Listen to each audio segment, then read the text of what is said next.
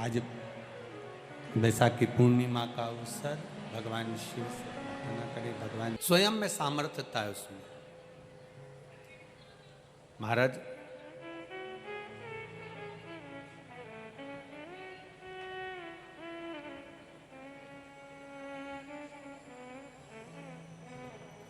जब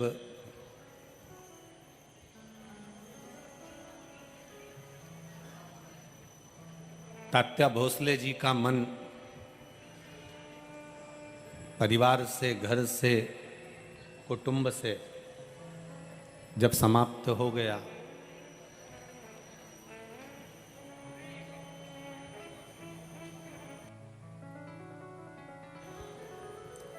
तात्या भोसले जी का मन जब हर जगह से अलग हो गया, तब तात्या भोसले जी ने एक विचार करा कि मैं अब जाऊं तो जाऊं कहां। जिसको परिवार से धक्का मिल जाता है, कुटुंब से धक्का मिल जाता है, जिसको हर जगह से चोट दे दी जाती है, हर जगह से धक्का दे दिया जाता है, हर जगह से उसको धकेल दिया जाता है, ठोकर लगा दी जाती है, हर जगह से जब वो ठोकर खा लेता है तो फिर वो किसी न किसी सद्गुरु की शरण में चले जाता है, किसी न किसी गुरु की शरण में पहुंच जाता है। तात्या भोसले जी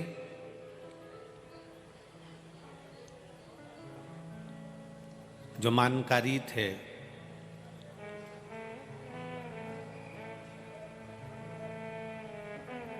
राज्य की सीमा का जिनके पास में कार्यभार था, उन तात्या भोसले जी ने विचार करा, मुझे परिवार अच्छा नहीं लग रहा, मुझे कुटुंब अच्छा नहीं लग रहा, मुझे ये संसार ठीक नहीं लग रहा, अब तो मुझे मेरे प्राणों को त्याग देना चाहिए, अब अंत समय की ओर मुझे चले जाना चाहिए। ठोकर लगने के बाद में, चोट लगने के बाद में, जगत के लोग जब आपको ताना दे देते हैं, जब गाली दे देते हैं, अपशब्द कह देते हैं, आड़ा टेढ़ा कह देते हैं, अपशब्द पर अपशब्द कह देते हैं, तब ये मन क्षुब्ध हो जाता है, फिर ये मन कहीं लगता ही नहीं। अब तो ऐसा लगता है कि प्राणों को त्याग देना चाहिए।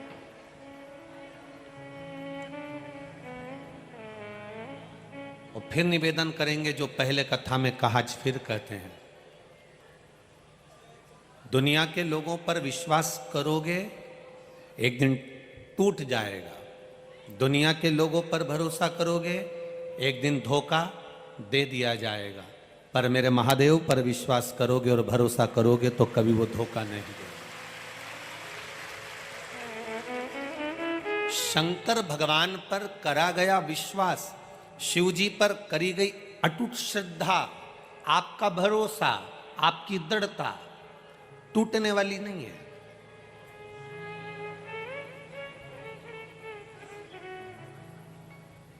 अब आप लोग इतनी संख्या में रात्रि को 3 बजे से सुबह 8 बजे कथा है, तो 3 बजे रात से आप लोग आके बैठे हुए हो, जगह संभाल रहे हो, बैठने की व्यवस्था देख रहे हो, ये सब चीज आप ध्यान में लिए हुए हो कि मुझे 3 बजे रात से आपने अपने घर से निकले होगे, काम करा होगा।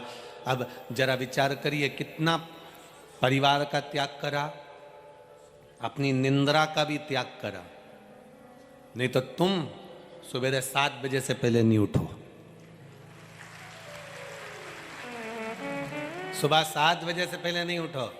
और वो तो कोई विशेष अगर घर में शादी हो, फंक्शन हो, तो तुम भले 6-5 बजे उठ जाओ, तो भी घर में भी कार्यक्रम होना, तो तुम 6:30 के पहले तो जगो ही नहीं। पर फिर भी अपनी निंद्रा का भी त्याग करा, अपने घर का भी त्याग करा, परिवार को त्यागते हुए 3 घंटा देवाधिदेव महादेव को दिया।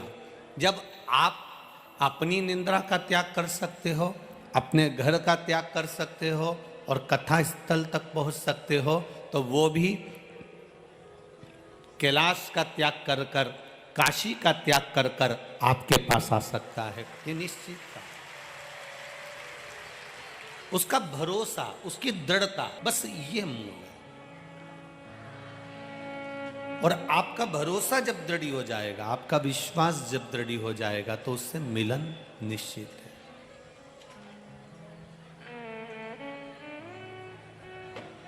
आप जितना भरोसा कर सकते हो उतना करिएगा।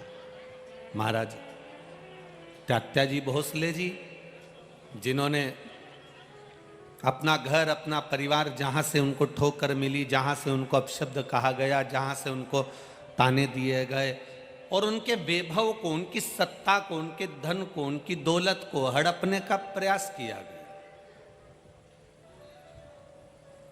श्री स्वामी समर्थ शिव महापुराण की कथा कहती है कि संत के पास, गुरु जी के पास, भगवान के पास में किसी लोभ या लालच से नहीं जाना हमको।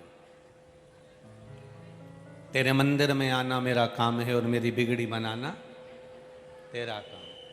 किसी लोभ या लालच से हम भगवान के मंदिर ना जाएं। किसी लोभ या लालच से हम परमात्मा की शरणागति में ना जाएं। आप यहां पर भी कथा में आओ ना, तो निवेदन है कि भीड़ बढ़ाने के लिए मत आना और किसी लोभ से मत पहुंचना।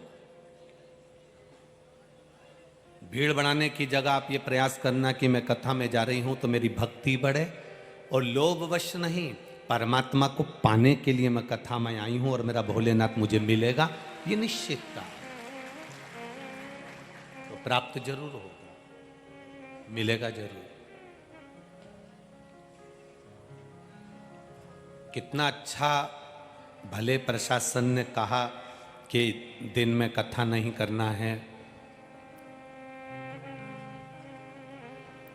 सुबह के समय का समय प्रशासन ने दिया 8 बजे से 11 बजे का, पर उन्होंने नहीं दिया है। ये तो राजराजेश्वर बाबा की कुछ कृपा प्रशासन पर हुई होगी जो उन्होंने सुबह 8 बजे का दिया।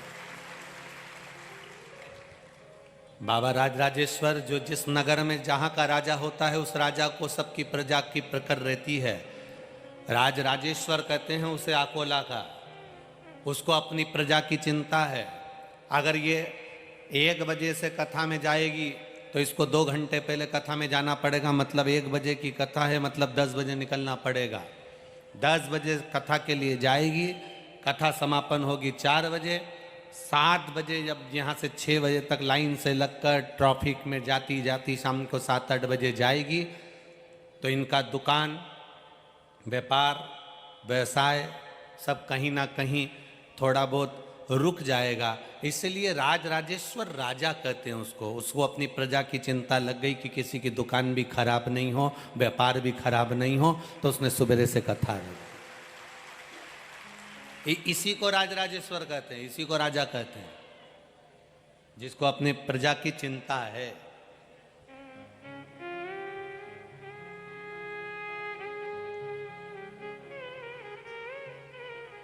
रामकृष्ण परमहंस जी और स्वामी विवेकानंद जी का चरित्र याद आ गया, जो वृंदावन की धरा पर सिर के बल उतरे थे। और किसी ने प्रश्न कर लिया था रामकृष्ण परमहंस जी से कि भगवान की बंसी में ऐसा क्या है जो लोग पूरी रात भगवान की बंसी का इंतजार करते थे और भगवान के साथ रास करते थे। रामकृष्ण परमहंस जी ने कहा, रात को सुबह ब्रह्म मुहूर्त में 4 बजे बताऊंगा। आधी रात को 1 बजे से वहां भीड़ लग गई यमुना जी के घाट पर, रामकृष्ण परमहंस जी नहीं आए। भीड़ लगी लगी लगी लगी लगी लगी 1 बजे से लेकर सुबह 5 बजे तक लोग इकट्ठे हो गए, लाखों की जनता इकट्ठी हो गई कि आखिर भगवान की बंसी में ऐसा क्या है जो गोपियां सुध भूल कर चली जाती थी आधी रात को। सुबह 6 बजे रामकृष्ण परमहंस जी आए और सारे लोगों ने, लाखों लोगों ने पूछा कि भगवान की बंसी में ऐसा क्या है जो गोपियां आधी रात को सुध भूल कर आ जाती थी। रामकृष्ण परमहंस जी ने कहा, वो बंसी में क्या है मुझे नहीं मालूम, पर आज भी उस बंसी में दम तो है, इसलिए रात को 3 बजे से लेकर 6 बजे तक तुम यहां बैठे हो।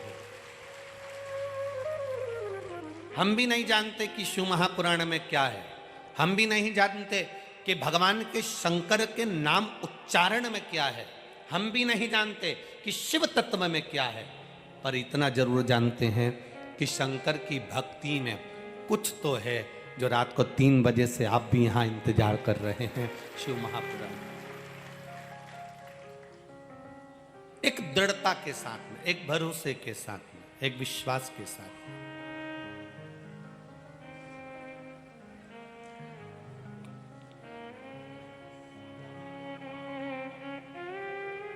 महाराज तात्या भोसले जी ने परिवार को, कुटुंब को, रिश्तों को, नातों को त्याग कर किसी गुरु की शरणागति ग्रहण करने का मन में भाव बनाया।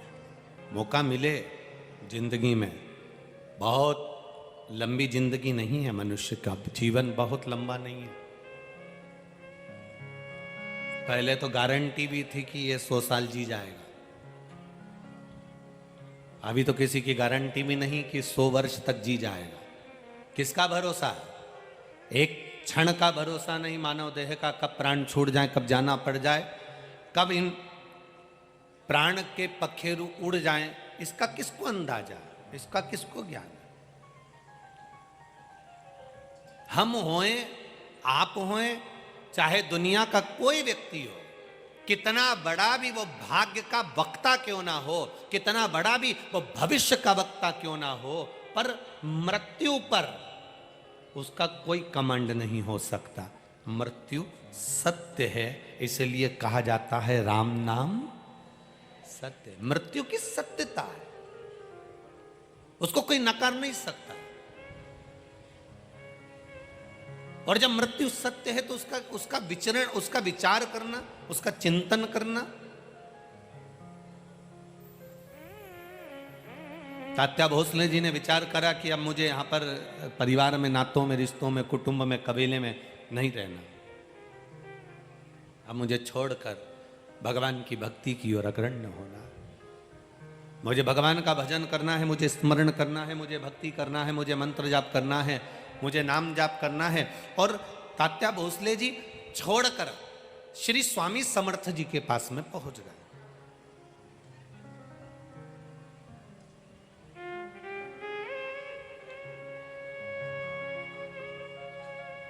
और वो स्वामी समर्थ,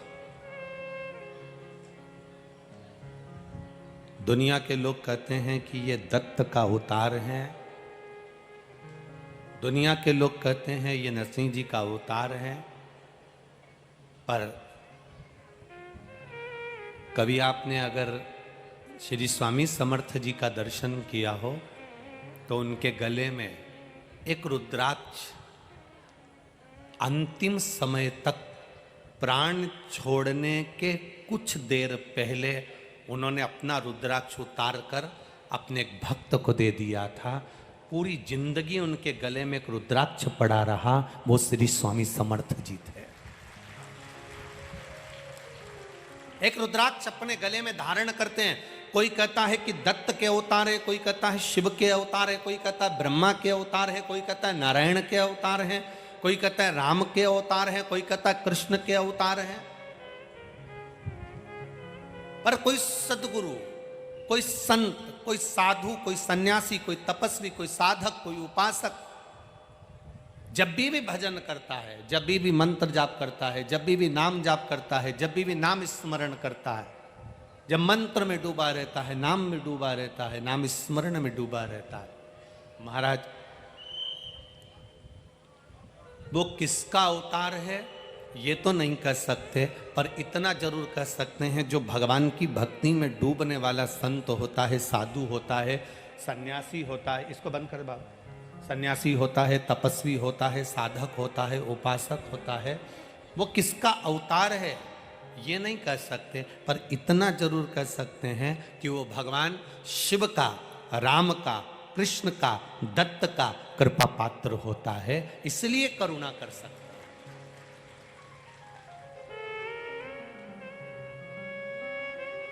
तात्या भोसले जी पहुंच गए श्री स्वामी समर्थ जी के पास। अब जाकर उन्होंने जैसे ही पहुंचे तो स्वामी समर्थ जी का ध्यान मुद्रा में, भक्ति में लगा हुआ था, ध्यान में मैं। तात्या भोसले जी ने प्रणाम किया तो स्वामी समर्थ जी ने कहा, क्यों मानकारी जी, आपके पास में तो एक क्षेत्र का राज्य है, आपके पास में तो एक क्षेत्र का सारा सुख है, और आप आज संत के पास आकर बैठे हो। बचपन, जवानी, अधेड़ी और बुढ़ापा, इन 4 अवस्था में से जो अवस्था आपकी निकल गई उसको निकल जाने दो, क्योंकि जो चले गया वो तो वापस नहीं आ सकता। अभी छत्तीसगढ़ की कथा में, भिलाई की कथा में आपसे कहा था, दुनिया की ऐसी कोई सी दौलत नहीं बनी, करोड़पति से करोड़पति व्यक्ति, धनपति से धनपति व्यक्ति, वैभवपति से वैभवपति व्यक्ति, दुनिया में अभी तक वो दौलत नहीं बनी जो आपके गए हुए समय को वापस ला कर दे दे। दुनिया की दौलत में वो सामर्थ्यता नहीं। दौलत से मकान खरीद लोगे, घर खरीद लोगे, प्लाट खरीद लोगे, शादी कर लोगे, बच्चे हो जाएंगे, कुटुंब, कबीला, सब कुछ हो सकता है। फैक्ट्री, दुकान, जमीन, जायदाद, प्लाट, कॉलोनी, मकान, गाड़ी, बंगला, ब्याह, शादी, सब कुछ दौलत से हो सकता है, पर धन से गया हुआ समय वापिस नहीं ला सकते। तो शिव पुराण कहती है, गया समय वापिस नहीं आ सकता, तो एक काम जरूर हो सकता है कि भजन कर कर शंकर जी को एक लोटा जल चढ़ाकर आने वाले समय को संवारा जा सकता है। जो गया उससे मतलब नहीं, जो चले गया उससे मतलबता नहीं रखना। अब जो बच्चा है, हमारी जो अवस्था बची है, हमारा जो समय बचा हुआ है, जो हमारे पास में कीमती समय हमारा जो बचा हुआ है, उसमें हम भगवत भजन क्यों ना करें? हम उसमें राम नाम, कृष्ण नाम, शिव नाम क्यों ना जपें? हम उसमें भगवत स्मरण क्यों ना करें? हम उसे भक्ति से दूर क्यों चले जाएं? तात्या भोसले जी से कहा, तुम तो मानकारी हो। स्वामी समर्थ जी कह रहे तुम मानकारी हो, तुम्हारे पास में सत्ता थी, वैभव था, सब कुछ था, सब कुछ है तुम्हारा, फिर आज संत के पास आने की जरूरत क्या पड़ गई? आज साधु के पास, गुरु के पास आने की जरूरत क्या पड़ गई? अगर दुनिया में सताए ना होते तो तेरे दर पर आए ना होते। जो दुनिया में ठोकर खा जाता है, सारी दुनिया में सताया जाता है, जगह जगह से अपशब्द कहे जाते हैं, ठोकर लगाई जाती है। जो दुनिया में सताए ना जाते तो तेरे दर पर आए ना जाते। हमें सताया तब तो तेरे पास आए हैं, लोगों ने चोट दी जब तो तेरे पास पहुंचे हैं, दुनिया के लोगों ने अपशब्द कहा तब तो हम तेरे पास पहुंचे हैं। हम पहुंचे तब हैं जब दुनिया ने सता दिया।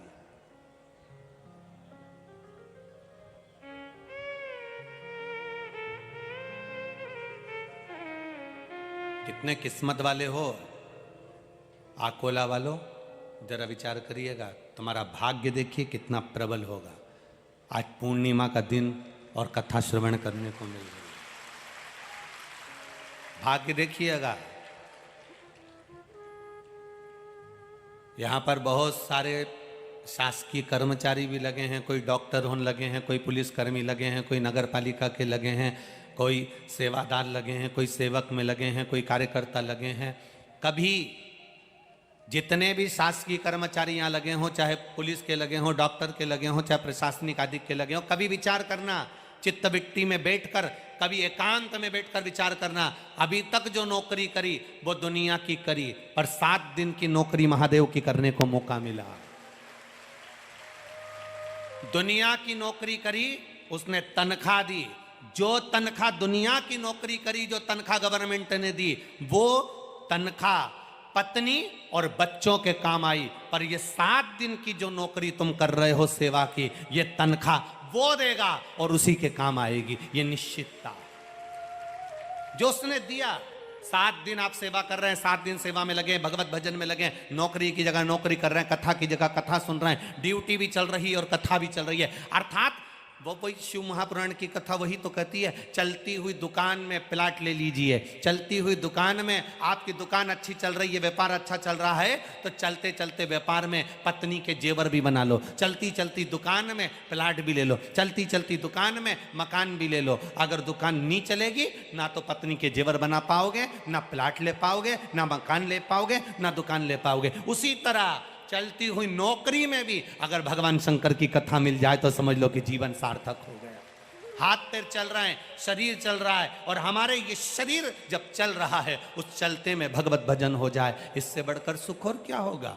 आज चौरसिया परिवार यहाँ कथा करवा रहा है, यजमान परिवार चौरसिया परिवार अगर यहाँ बैठा है, कथा के मुख्य यजमान बनकर बैठे हैं, तो चलते चलते इस शरीर के चलते चलते शिव महापुराण की कथा करवा ली, अपने जीवन को सार्थक कर लिया। ये जीवन की श्रेष्ठता है, ये जीवन का एक आनंद है,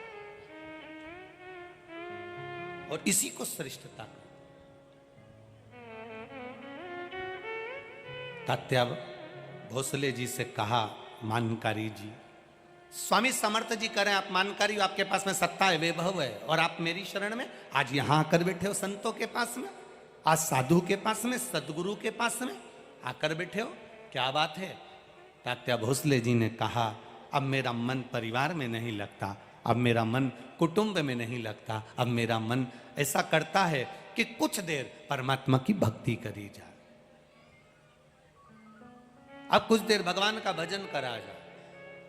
तात्या भोसले जी ने सेवा करना प्रारंभ करी। स्वामी समर्थ की सेवा करते करते करते करते करते करते करते करते स्वामी समर्थ जी की सेवा करते करते एक दिन तात्या भोसले जी पहुंच गए किसी विद्वान प्रखंड पंडित के पास, और उन्होंने कह दिया कि इतनी तारीख को इतनी बजे तेरे प्राण छूट जाएंगे,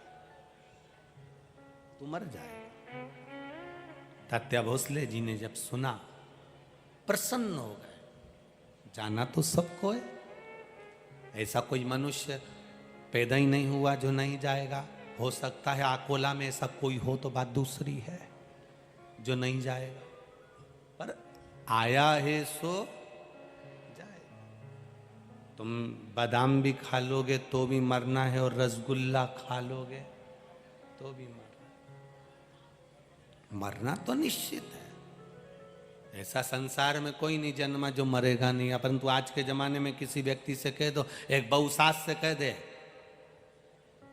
कल मरने वाली है, बस बहू सास से इतना कह दे कि तू कल मरने वाली है, तो सास को गुस्सा आ जाए, मेरे मरने की कामना करती, उसमें क्या दिक्कत है। बहू तो बोल रही है ना कल मरने वाली है, मतलब आज से भजन चालू कर दे, राम नाम कृष्ण नाम शिव नाम जपना प्रारंभ कर दे। शिव महल बना दिया, एक परिंदा पर नहीं मार सकता।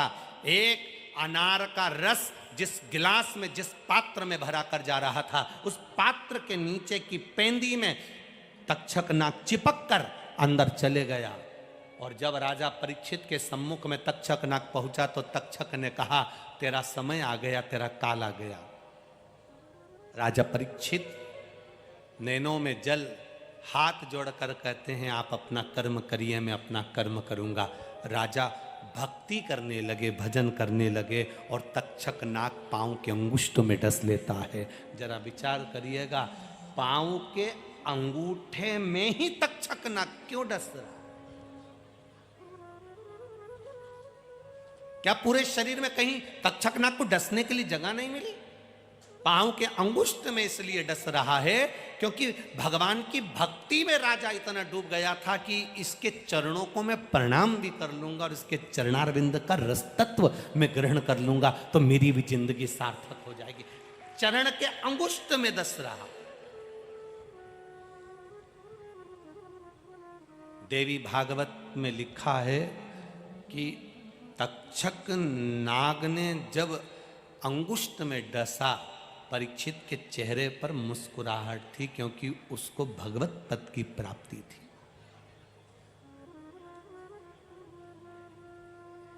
भगवत पद की प्राप्ति,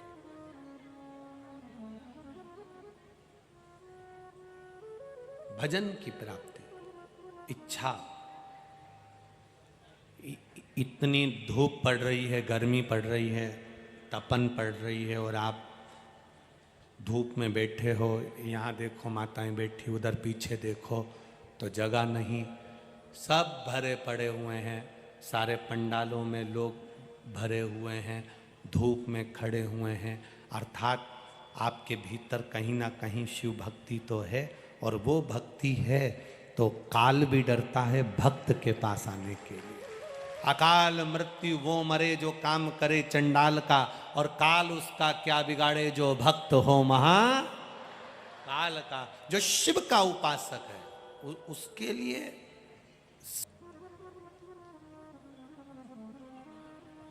वो तो ये पंडाल में यहाँ बीच में थोड़ी जगह खाली पड़ी है, मैं कार्यकर्ताओं से आज तो नहीं पर कल निवेदन करूँगा कि जो धूप में बैठे रहें उनको यहाँ आगे बिठाने में तुम्हारा क्या जाता है, बिठा दिया करो। यहाँ जगह संभालोगे तो क्या ऊपर भी जाके जगह संभालोगे रे? विचार तो करो थोड़ा। इतनी सारी जगह खाली रखने से कौन सा लाभ है? धूप में लोग बैठे रहे और तुम जगह खाली करके बैठे रहो, क्या मतलब का जीवन तुम्हारा? जहां जगह मिले भक्तों की सुविधा के लिए शिव महापुराण की कथा है, जैसी सुविधा मिल जाए वैसा आनंद पाकर 3 घंटे के बाद ये जगह जहाँ की जहीं रह जाएगी, इसको कोई नहीं लेके जाएगा, वहीं पड़ी की पड़ी है। और खूब सो, आनंद पाओ और भक्ति करो, भजन। जहाँ जगह का आनंद हो वहाँ सुख पाइएगा। खाली न जाता कोई दर से तुम्हारे, मैं भी खड़ा हूँ नन्ही बाहें पसारे, अपने हृदय लगा लो गिरा जा रहा हो, उठा लो।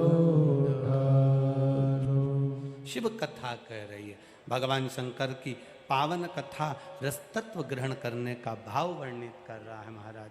हमारे यहाँ शास्त्र कह रहा है, धीमा बजाओ भोलानाथ डमरू, धीमा बजाओ, धीमा बजाओ भोलानाथ डमरू, धीमा बजाओ, धीमा बजाओ भोलानाथ डमरू, धीमा बजाओ, धीमा बजाओ भोलानाथ डमरू, दोनों हाथों से प्रेम से, धीमा बजाओ, धीमा बजाओ भोला, धीमा बजाओ, धीमा बजाओ भोला, धीमा बजाओ, धीमा बजाओ भोला, धीमा बजाओ, धीमा बजाओ भोला, धीमा बजाओ, अरे धीमा बजाओ भोलानाथ डमरू, धीमा बजाओ,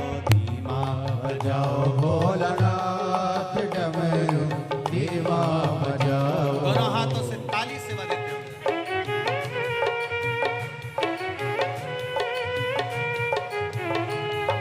जय हो।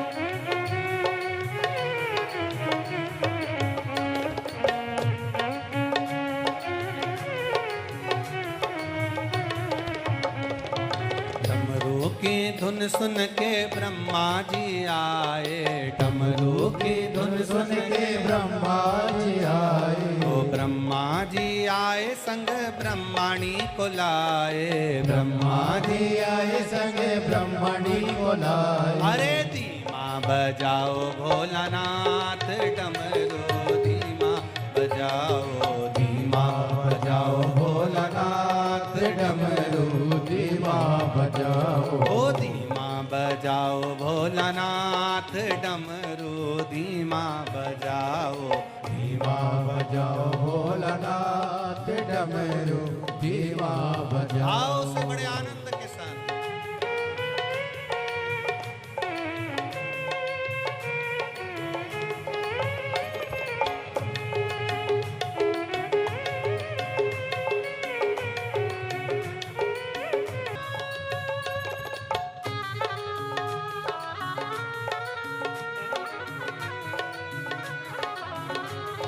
बोले राधे।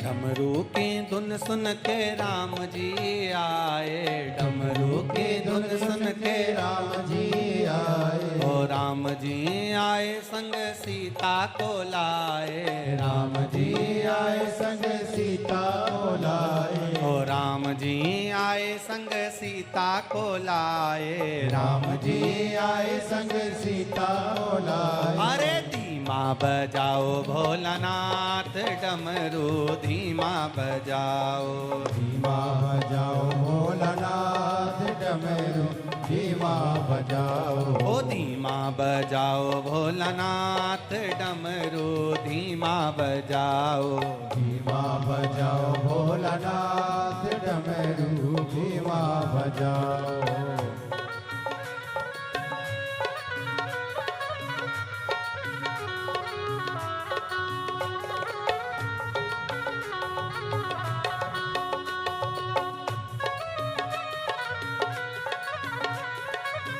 जय हो हरि बोल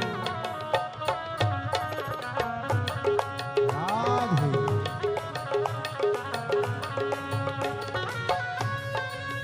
जय शंभो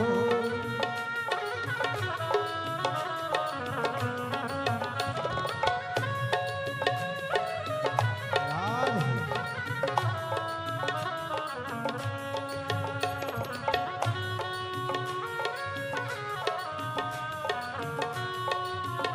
हरि बोल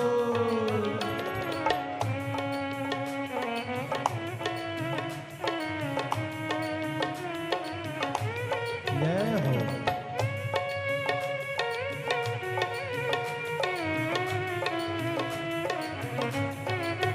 राधे।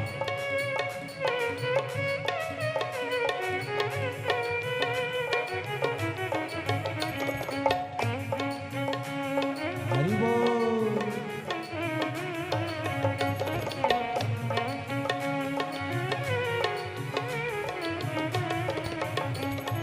डमरू की धुन सुन के विष्णु जी आए, डमरू की धुन सुन के विष्णु जी आए, धुन सुन के विष्णु जी आए, डमरू की धुन सुन के विष्णु जी आए, विष्णु जी आए संग लक्ष्मी को लाए, विष्णु जी आए संग लक्ष्मी को लाए, विष्णु जी आए संग लक्ष्मी को लाए, विष्णु जी आए संग लक्ष्मी को लाए। अरे धीमा बजाओ भोलानाथ डमरू, धीमा बजाओ, धीमा बजाओ भोलानाथ डमरू, धीमा बजाओ। अरे धीमा बजाओ भोलानाथ डमरू, धीमा बजाओ, धीमा बजाओ भोलानाथ डमरू, धीमा बजाओ। अरे धीमा बजाओ भोलानाथ डमरू, धीमा बजाओ, धीमा बजाओ भोलानाथ डमरू, धीमा बजाओ। अरे धीमा बजाओ भोलानाथ डमरू, धीमा बजाओ, धीमा बजाओ भोलानाथ डमरू, धीमा बजाओ। हर हर महादेव। अपने स्थान पर बैठकर भगवान शिव से अपने हृदय की बात, जहाँ जगह मिल जाए वहीं बैठ जाओ और दिल से बाबा से प्रार्थना करें, भाव के साथ दिल से बाबा से निवेदन करें। आज वैशाखी पूर्णिमा का अवसर, भगवान शिव से प्रार्थना करें, भगवान शंकर से निवेदन करें, भगवान शिव से अपने हृदय की बात भाव के साथ करें।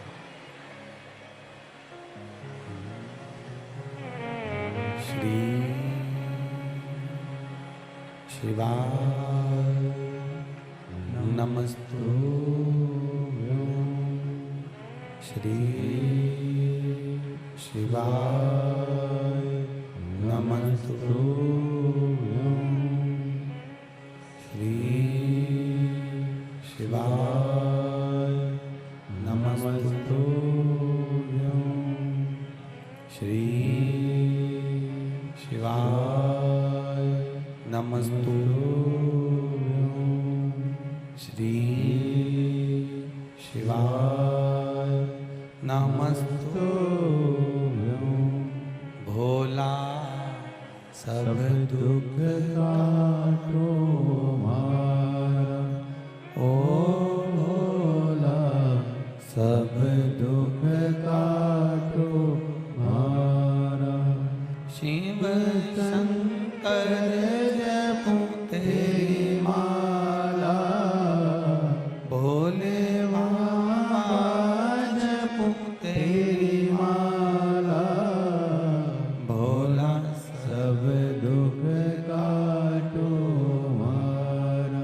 ओ भोला सब दुख काटो मारा। वेश मंगल मंगलकारी, वेश मंगल मंगलकारी। शमशान वासी हमारा, शमशान वासी हमारा। ओ भोला सब दुख काटो मारा। ओ भोला सब दुख काटो मारा। तात्या भोसले जी से कह दिया गया कि तुम्हारे प्राण छूटने वाले हैं, तुम्हारा अंतिम समय आ गया, तुम्हारे प्राण जाने वाले हैं। आज स्वामी समर्थ जी के पास में, श्री स्वामी समर्थ के पास में जब तात्या भोसले जी बैठे हुए,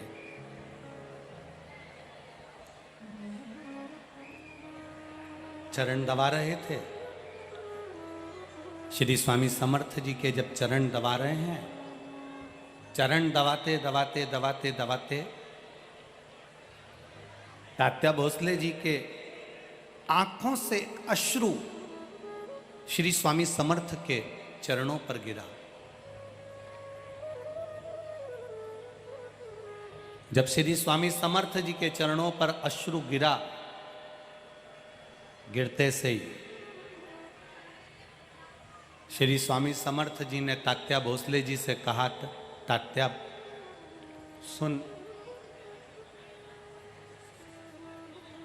तेरी चिट्ठी आ गई, अब तुझे जाना है। तात्या भोसले जी ने कहा, गुरुवर सारा जिंदगी पूरा समय तो मेरा परिवार में चले गया, कुटुंब में चले गया, रिश्ते नातों में चले गया, ये थोड़ा सा जो समय बचा है यह आपको देना चाहता हूँ। अगर इतनी जल्दी चले जाऊंगा तो आपकी सेवा कैसे कर पाऊंगा।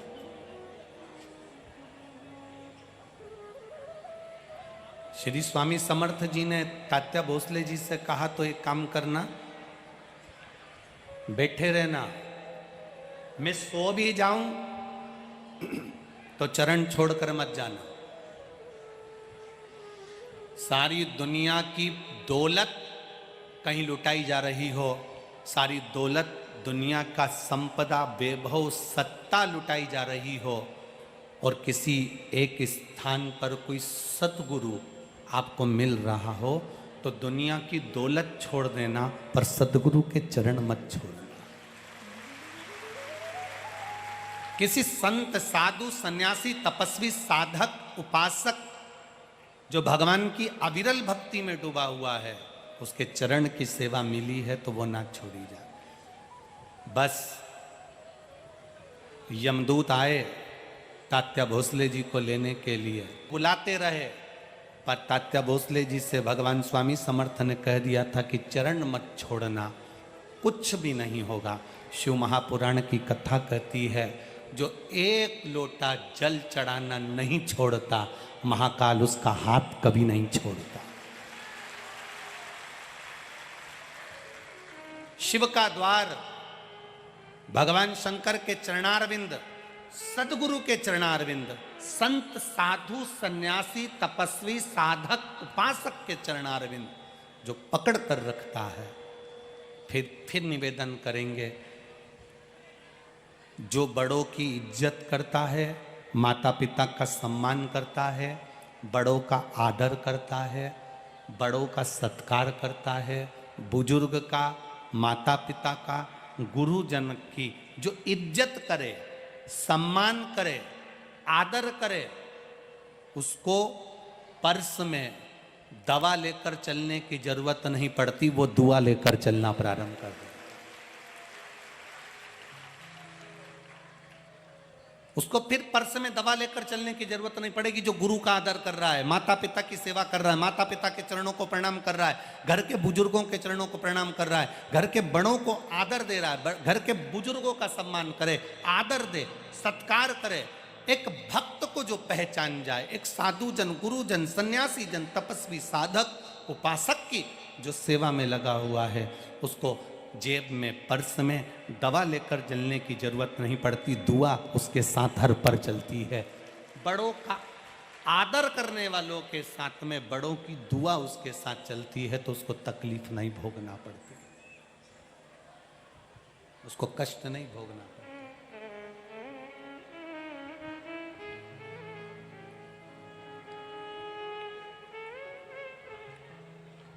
भोले मैं तेरी हवा बिच उड़ती जावांगी, बाबा डोर तो छठीला मैं कटी जावांगी। तात्या भोसले ने चरण पकड़े स्वामी समर्थ जी के, स्वामी समर्थ जी के चरण पकड़े। जब यमदूत चले गए, तात्या भोसले के प्राण बच गए। तात्या भोसले ने स्वामी समर्थ जी से कहा कि गुरुवर, ऐसा आपके पास में क्या है जिससे यम के दूत दूर से ही चले जाते हैं? यम के दूत दूर से ही चले जाते हैं, ऐसा आपके पास में क्या है? स्वामी समर्थ जी ने तात्या भोसले को जो शब्द कहा, इस महाराष्ट्र की पावन धरा पर जितने लोग कथा श्रवण कर रहे हैं और जितने आस्था चैनल और फेसबुक यूट्यूब पर सुन रहे हैं, वो बड़े ध्यान से सुनना।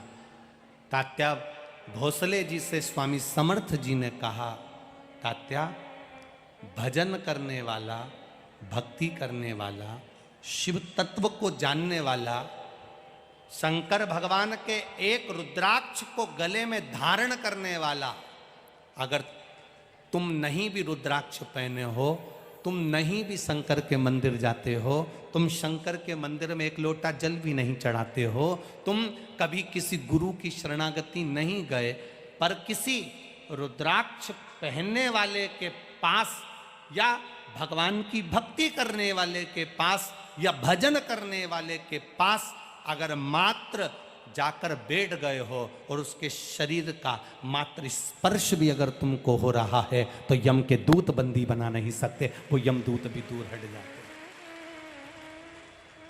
वो यमदूत भी दूर हट जाते हैं। अकाल मृत्यु वो मरे जो काम करे, चंडाल का और काल उसका क्या बिगाड़े, जो भक्त हो महा। बोल बम का नारा है, आवाज नहीं आई, जरा जम के बोलो, बोल बम का नारा है। एक सहारा, केवल बाबा जी के गले में एक रुद्राक्ष पड़ा हुआ है, उनकी भक्ति बढ़ी हुई है, उनका विश्वास बड़ा है, उनका भजन बड़ा है, तो उसका स्पर्श तात्या भोसले जी ने जो चरण पकड़ कर रखा है, मात्र स्पर्श मात्र भी सुख दे देता है। हमारे मराठवाड़ा में अब इधर विदर्भ में ऐसा है कि नहीं ये पता नहीं, विदर्भ साइड में, आप लोग विदर्भ के अंतर्गत आते हो ना? अरे बोलो तो जम के, आते हो ना विदर्भ के अंतर्गत? तो मराठवाड़ा के साइड में जाओ तो वहां पर एक नियम बना हुआ, और विदर्भ में ऐसा है कि नहीं पता नहीं, मराठवाड़ा में ऐसा नियम बना है कि जगह जगह जहां संत, सन्यासी, तपस्वी, संत जन, गुरुजन जो भी हुए हैं, उनकी मूर्ति का इतना दर्शन का महत्व नहीं है जितना उनकी पादुका के दर्शन का महत्व है। अब इधर विदर्भ में ऐसा है कि नहीं पता नहीं, वहां इतना मूर्ति का महत्व नहीं है जितने उनके पादुका, जितने उनके चरण चिन्ह के दर्शन का महत्व है। क्यों? गुरु का, संत का, साधु जन के चरण का मात्र स्पर्श मात्र हो जाता है, स्पर्श मात्र। इसलिए आज भी पूरी दुनिया में ऐसा कोई मंदिर नहीं जिस मंदिर में भगवान के चरण छूने की इजाजत मिली हो। तिरुपति में चले जाओ तो भगवान के चरण नहीं छू सकते, नाथ द्वारा में चले जाओ भगवान के चरण नहीं छू सकते। तुम्हारी मर्जी पड़े जिस मंदिर में जाना, भगवान के चरण, बांके बिहारी का दर्शन करने जाओ चरण नहीं छू सकते, राधा वल्लभ लाल का दर्शन करने जाओ चरण नहीं छू सकते, तुम अयोध्या के कनक बिहारी का दर्शन करने जाओ चरण नहीं छू सकते, तुम बद्री विशाल का दर्शन करने जाओ चरण नहीं छू सकते, तुम द्वारका जी दर्शन करने जाओ द्वारकाधीश के चरण नहीं छू सकते। तुम दुनिया के सारे मंदिर में घूमकर आना, किसी मंदिर में चरण छूने की इजाजत नहीं है। केवल महाराष्ट्र का हरि विठ्ठल का एक मंदिर है जहां भगवान के चरण छूने की इजाजत है। केवल महाराष्ट्र का हरि विठ्ठल का मंदिर जहां पर भगवान के चरण को हाथ लगाने का महत्व है, जहां भक्त जाता है और भगवान के चरणों को छूकर अपना शीश नवाकर उसके चरणों में अपना माथा रगड़ कर आता है, वो दुनिया का केवल एक मंदिर है, वो हरि विठ्ठल पांडुरंगा का मंदिर है, जो महाराष्ट्र का। सारी दुनिया में कितने भी बैकुंठ होंगे, सारी दुनिया में कितने भी बैकुंठ होंगे, पर महाराष्ट्र का बैकुंठ हरि विठ्ठल के चरण है, श्री विठ्ठल के चरण। ये महाराष्ट्र का बैकुंठ है, ये महाराष्ट्र का बैकुंठ।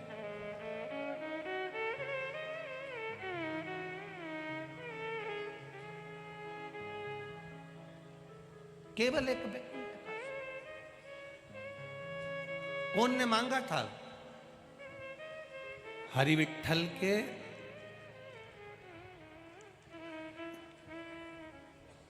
चलो रे महाराष्ट्र वालों, जरा बोलो तो रे, उत्तर देना है तो तुम्हें चौरसिया जी पुरस्कार देंगे, पक्का है, ठीक है? हाँ हाँ बिल्कुल, हाँ हम कह देंगे ना चौरसिया जी को, वो तुम्हें देने से मना नहीं करेंगे, तुम तो बस उत्तर दे दो। हरि विठ्ठल के चरण का सबसे पहला दर्शन चरण पकड़कर किसने किया था? चलो उत्तर दो रे, बोलो रे महाराष्ट्र वालों, जल्दी उत्तर दो। श्री हरि विठल के चरणारविंद को पकड़कर उनके चरण के दर्शन की शुरुआत सबसे पहले किसने करी थी? तुकाराम जी ने, नामदेव जी ने, पौंडरिक, पौंडरिक,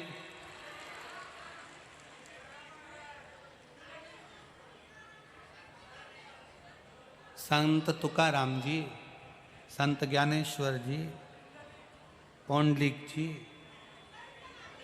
संत नामदेव जी, और जितना नाम हो सब बोल दो रे, एक ही बार में झंझट समाप्त।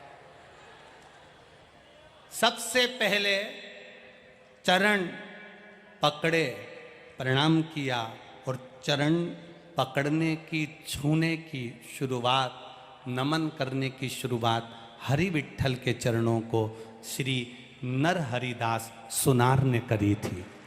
नर हरिदास पौंडरिक ने चरण नहीं पकड़े थे, पौंडरिक ने तो ईंट फेंकी थी, इसके ऊपर खड़े हो जाओ। संत तुकाराम जी तो भगवान में समाहित हुए थे। नामदेव जी के लिए तो भगवान ने अपना मंदिर पलट दिया था। केवल सुनार नर हरिदास, केवल नरहरि एक ही था, सुनार था, सोने चांदी का काम करता था श्री नरहरि। नरहरि के जो माता पिता थे वो भी सोने चांदी का काम करते थे, पर इनकी पंढरपुर में रहते थे, हरि विठल की नगरी में रहते थे, पर कभी पंढरपुर की हरि विठल का दर्शन कभी नहीं करा, ना नरहरि ने करा, ना इसके माता पिता ने करा। आज तक पंढरपुर के हरि विठल का दर्शन नहीं करा था।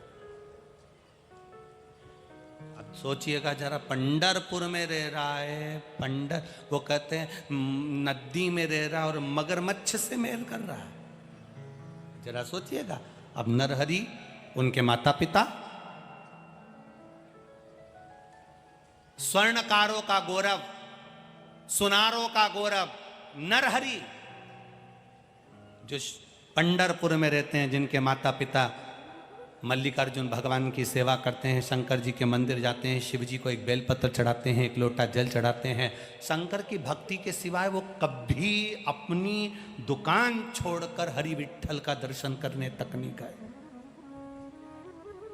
कभी नहीं गए। अब सुनार नरहरि के माता पिता ने नरहरि को देखा तो विचार करा कि इसकी शादी कर देना चाहिए, बड़ा हो गया बेटा, भगवान के मंदिर जाता है, मल्लिकार्जुन के मंदिर जाता है, पूजन करता है। चंद्रभागा नदी के तट पर एक मंदिर है जिसका नाम है मल्लिकार्जुन महादेव। कौन कौन ने दर्शन करे? हरि विठल, पांडुरंगा। पंढरपुर कौन कौन गया ये बताओ? अच्छा, सब गए हो पंढरपुर? धर लो, हाथ नीचे धरो। अब पंढरपुर में एक मंदिर है चंद्रभागा नदी के तट पर, मल्लिकार्जुन भगवान का मंदिर। किस किस ने दर्शन करें? हाँ देखो, बहुत लोगों ने करे। मल्लिकार्जुन महादेव, जैसे ही चंद्रभागा को नहाकर निकलोगे, घाट पर ही बना हुआ है, घाट तो है ही नहीं, बालू रेत पड़ी है, वहीं पर मंदिर बना हुआ है। और सरल भाषा में समझिएगा, ये महेश्वरी भवन पंढरपुर का, समझ रहे हो ना? महेश्वरी भवन से और आगे गए, राइट में है डोंगरे जी महाराज का भवन, इधर आ गया मुक्ताबाई का भवन। डोंगरे जी महाराज के भवन से और आगे गए, बस आगे जाकर जो चंद्रभागा नदी के तट के लिए नीचे के लिए जाएंगे, वहीं पर श्री मल्लिकार्जुन भगवान का मंदिर बना हुआ है, जहां पर हरि नर सुनार, नरहरि सुनार के माता पिता शिव भक्ति करते थे। नरहरि भी भगवान शंकर की भक्ति करता था। बस माता पिता के मन में आया बेटे की शादी कर दें। नरहरि से कहा हमें तुम्हारी शादी करना है। नरहरि ने कहा पिताजी मैं विवाह के लिए मना नहीं कर रहा हूं, आप मेरी शादी कर सकते हो, मना नहीं, पर शर्त केवल इतनी सी है कि मेरी जो धर्म पत्नी हो, मेरी जो पत्नी हो, जैसी मैं शिव की आराधना करता हूं, जैसे मैं शंकर भगवान की आराधना करता हूं, मेरी धर्म पत्नी भी शंकर की आराधना करने वाली हो। मेरी धर्म पत्नी भी शिव की आराधना करने वाली हो, मेरी धर्म पत्नी भी भगवान शंकर की आराधना करने वाली हो, और कुछ भी नहीं चाहिए। ठीक है। और बहुत जरूरी है, घर में बहू लेकर आना तो कार वाली मत लेकर आना, घर में बहू लेकर आना तो संस्कार वाली लेकर आना, जो संस्कारवान हो।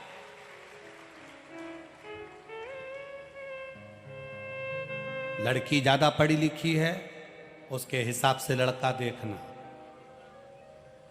लड़का व्यापारी है, नौकरी करने वाला है, किस्सा लड़का है, उसके हिसाब से लड़की देखना। अब बिजनेस करने वाले लड़के के लिए लड़की देख रहे हो नौकरी वाली, सोच कर बैठे हो बहू आएगी गरम रोटी देगी। अब मालूम पड़ा जगदम्बा आई तो उसी दिन से गरज रही है। कहा मतलब कर